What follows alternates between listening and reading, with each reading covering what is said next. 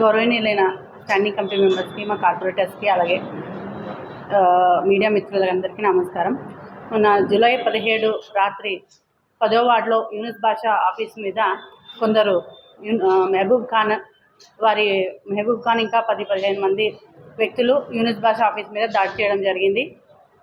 ఆ దాడిలో భాగంగా నైట్ పగలగొట్టేటప్పుడు మహబూబ్ ఖాన్కి దెబ్బ తగిలింది. వాళ్ళు పగలగొట్టేటప్పుడే అట్లా అతనే దెబ్బ తగిలించుకొని తిరిగి యూనిస్ భాష మీద అటెంప్టివ్ మర్డర్ కేసు పెట్టడం జరిగింది. ఈ విషయమై నేను మేయర్ గారు ఎస్వి మోహన్ రెడ్డి అన్న గారు పోయి పర్యవేక్షించడం కూడా జరిగింది. యూనిస్ భాష గారు వెంటనే వెళ్ళి కేసు పెట్టడం కూడా జరిగింది. ఈ సంఘటనపై వాళ్ళు ఏం చెప్తున్నారంటే, యూనిస్ భాష కంటే ముందు మేమే కేసు పెట్టాము, అటెంప్టివ్ మర్డర్ కేసు పెట్టి మేమే పెట్టామని కూడా తెలియజేయడం జరిగింది. కానీ యూనిస్ భాష పెట్టిన కేసు ఎన్ని గంటలకు పెట్టారు ఏమనేది అంతా ప్రూఫ్తో సహా ఉన్నాయి. అవన్నీ నిరూపించుకునే అవకాశం కూడా ఉంది. అట్లా మర్డర్ కేసు పెట్టిన తర్వాత మళ్ళీ వాళ్ళు మీడియా ముందుకు వచ్చి తిరిగి యూనిస్ భాషనే ఇట్లా చేశాడు, మొత్తం మళ్ళీ ఎస్వి మోహన్ రెడ్డి అన్న గారి పైన కూడా ఆయన ఫ్యాక్షనిస్టు అది ఇది అని మాట్లాడి ఎక్కడి నుంచో వచ్చాడు అని మాట్లాడడం జరిగింది. ఇప్పుడు ఆయనకు ఇదంతా చర్యలు చేపట్టడం చేసి మళ్ళీ ఎస్వి మోహన్ రెడ్డి అన్న దగ్గరికి ఎందుకు పోతున్నారో నాకు అర్థం కాలేదు. ఎందుకంటే గతంలో ఎస్వి మోహన్ రెడ్డి అనుచరుడే ఈ మహబూబ్ ఖాన్ అనే వ్యక్తి. ఆధిపత్య పోరు ఉండడం వల్ల ఇవన్నీ అంటే యూనిస్ భాష ఆఫీస్ మీద ఆయనకి దక్కించుకోవాలని ఎన్ని రోజులుగా అనుకుంటున్నారు. అది సాధ్యం కాక ఇప్పుడు ఇటువంటి చర్యలన్నీ చేపట్టడం జరిగింది. ఇప్పుడు ఫ్యాక్షనిజం అనేది ఎక్కడా లేదు, కర్నూలులో లేదు, ఎక్కడా లేదు. ప్రశాంతమైన వాతావరణం ఉంది.